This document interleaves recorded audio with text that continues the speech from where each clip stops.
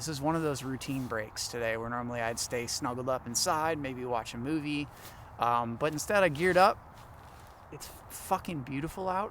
I'm not really even like a huge fan of the snow, but like just being out here, and I felt like it would be more fitting to just reflect on it outside. Something about the cold too kind of wakes you up a little bit. So 5 things. I've kind of narrowed it down to 5 topics that I think are main learnings that have encompassed my journey so far. I've ordered them based on the way that I learned them from the beginning, that I think will be really helpful for you if you're looking to start a channel, if you've recently started a channel, or I'd love to get some people that have been on YouTube for maybe a year or longer to get your comments in below on what your learnings were.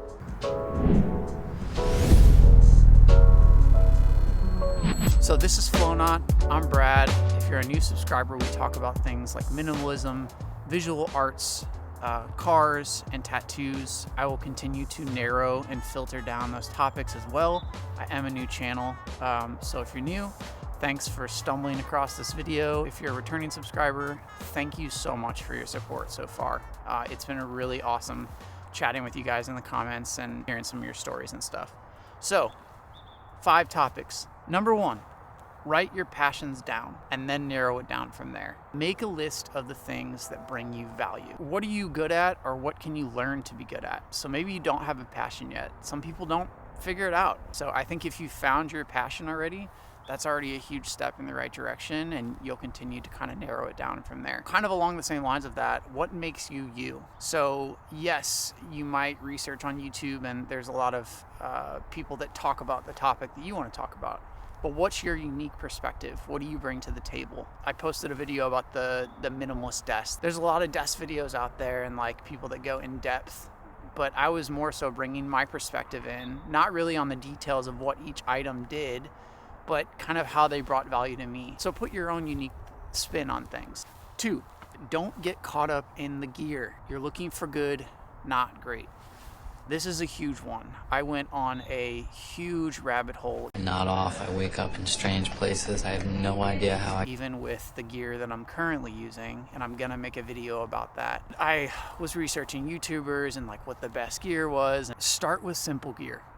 Oh, it just started snowing again. Start with simple gear. Prove to yourself that you're capable of doing the work. Maybe start with a monthly video editor subscription so that you can show yourself that you'll be able to learn how to video edit and stick with it.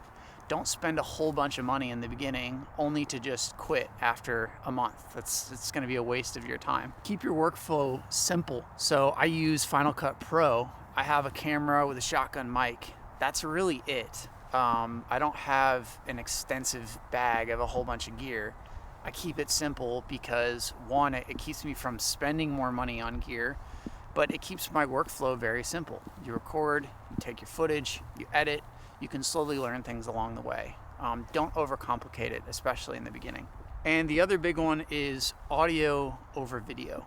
So if you don't have a huge budget in the beginning, make sure your audio is good. People can handle shittier video, but if the audio is crappy on top of it, it makes it really hard to get your message across to your audience.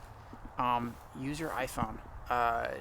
Get a good external mic that hooks up to that, because the phones can go a long way too. You don't need a big expensive camera. 3, you're going to fail along the way, so stop waiting and just start. You'll see my first video. I don't plan on deleting that. That's a huge part of my channel, and I can't wait to look back on that video like 3 years from now to see where I started and what I screwed up and all that stuff. So if you want to start a channel and you're kind of stuck in that in-between stage, just start. You'll figure it out. You're gonna screw up, accept that, see the opportunity in it, because you'll adjust. You'll see in my videos even too, like I've adjusted the topic slightly a little bit. That's part of it. You're just gonna do that along the way. I'm trying to make sure I think I got some water in my lens here. It's really starting to snow. Take the time to write something you can do better in the next video. What can you work on? What did you see in maybe another YouTuber's video where you're like, oh, that'd be cool to implement in mine? Keep trying new things, experiment in the beginning. If you have a video that blows up, I'll speak to this too, because my second video got like 8,000 views. It also distracts you. You start to get caught up in like, well, maybe I need to turn this into a car channel, speaking in my own experience. But minimalism is an even bigger part of my life than cars. So make sure you don't get sidetracked. If you are like me and maybe you have a video that kind of blows up in the beginning, don't let that distract you. Keep experimenting, keep learning in the beginning, because it's about the process. It's not about the end destination. It's about what you learn along the way, all of those skills that you're going to build. Number 4, take time for self-reflection. This was probably the most important step for me. I have learned so much about myself in these last 3 months. You have to kind of be okay with being by yourself. If you're doing a channel on your own, you have to be kind of okay with talking to yourself out in public, talking to the camera, talking to you all, making the camera your audience. You can't wait around. If you think you're gonna do this with a friend, and maybe you are, and that's awesome if you have someone else to do it with. I don't really have any friends. You know, I love my friends, but sometimes your friends are into different things than you are. So if you have a goal in mind of something you want to do for the channel, just learn to do it on your own. There's something that I know is a larger saying, but my parents used to say this to me. There's a big difference between being alone and lonely. And that kind of goes into the relationship side of things too. People that might be a little bit more codependent and are always in relationships and never really take time to be by themselves. You learn so much when you're on your own. And YouTube has kind of forced that self-reflection on me. So some examples, and this is a little bit vulnerable side for me, but again, I'm going to throw this out there. I wasn't an alcoholic, but I found that I was drinking a lot on the weekend. I never drank on my own during the weekdays, but I'd go out to the bars and I'd have a lot of drinks when I was out. I just, that kind of became a routine.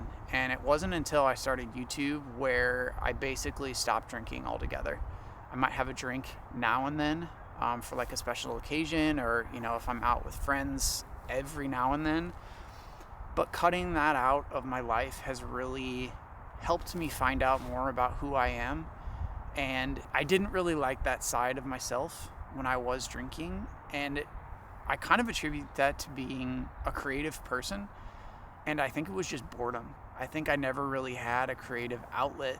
I had photography, but it just didn't give me what YouTube has given me. Maybe it's not YouTube for you. Maybe it's another passion, but finding this passion and this outlet allowed me to easily drop those other things that I was so distracted with. Watching TV less. I brought this up on my desk video about getting rid of my TV. You don't realize how much time you're wasting in a day sometimes until you really take a step back and self-reflect. I was watching like 4 hours of TV a day, and that's not even counting like the doom scrolling that I was doing on social media. I really wrote down and figured out what's important to me, what helps me focus on things like YouTube, what gives me a better balance between my work life and the creative side, and my personal time. The other thing around this self-reflection piece is from the book, The One Thing, and I'll link it below. What's the one thing you can do for each goal, making sure it has the above goal in mind? Creating actionable goals that align with my dreams. So goals being the key word there. Creating a someday goal, 5-year goal, 1-year goal, monthly goals, weekly goals, and daily goals. That really opened up my eyes of, I have this big dream. For me, it's essentially being able to do YouTube full time. That's what I would love to do. Share with you all learnings in life and traveling and just being able to have an outlet for this and be creative. Building those 5-year goals, 1-year goals, monthly goals, weekly goals, daily goals really helped me start stepping towards that bigger dream. And without that, I was stuck. I'd see all these YouTubers out there and I'm like, why can't I do that? Why can't I just start? One example along that is trying to put out a video a week. Just keeps me creative. It keeps me trying to stay somewhat consistent, and it keeps me trying new things. The Denzel Washington quote that I love is, dreams are just dreams without goals. Basically, he's just saying if you don't have goals, they're gonna stay dreams. And ultimately, you're gonna become disappointed with that. It makes you depressed to think about those dreams, but you don't have anything actionable. You have the big picture, but you don't have the small building blocks to get to that dream. The 5th one is don't obsess over analytics. So I'll kind of go back to the second video for me that blew up, my RSX video that got like 8,000 views. I became addicted at looking at analytics, and I almost replaced the doom scrolling with social media with like checking YouTube Studio a lot. And I still do, don't get me wrong, like I've had to tone that down a lot. it starts to take the fun out of YouTube. You start gearing towards how do I get views and how do I get followers, and it becomes less about the learnings, the process along the way. So analytics are important. They help you understand, how long viewers are viewing, who your audience is, and maybe that can help you adjust like how you can get better with your intros or working on different cuts. Or there's so many different things there, but don't obsess over that stuff. It will ruin it for you. If you do in the beginning, just be aware of it and try to tone it down. Just like doom scrolling or anything else. If you're doing that all the time, if you're constantly checking your phone and on social media, I've implemented putting like a 15-minute timer on my Instagram so that after every 15 minutes I get the notification that's like, hey, you should take a break. And just seeing that prompt gets me to close the app. Whereas before I'd be on Instagram for like 2 hours scrolling, watching the stupidest shit, not knowing how long or how much time I'm actually spending, just wasting away on that. So those are my 5 things. Really be conscious of why you want to get into YouTube. If it's just for fame or just to get the followers and the views, really be aware of that and make sure that's actually why you want to do it. I don't think that's sustainable long term, and I think you're going to start to hate what you're doing. For me, like I mentioned in the beginning videos, it's really about just finding like-minded people, finding people with similar interests, connecting in the comments. Yeah, 3 months has been crazy, but it's also crazy to think that it's already been 3 months after it took me so long to get started. I'm so proud of myself for getting to this point. And if any of you out there are looking to start your channel, I hope you take the leap. And I'm here to answer any questions as a new YouTuber. If you have new questions for me, and hopefully some YouTubers that have been on here maybe a year or longer can kind of chime in their learnings from the start that they can remember, or maybe learnings that they've found out about recently. So thank you so much for the support so far. It means more than you know. I'm really looking forward to keep creating and coming up with new ideas. If you haven't subscribed yet and you like my content so far, consider subscribing. Punch that like button below so that YouTube can help recommend this to other people. Thanks for watching, and I'll see you on the next one.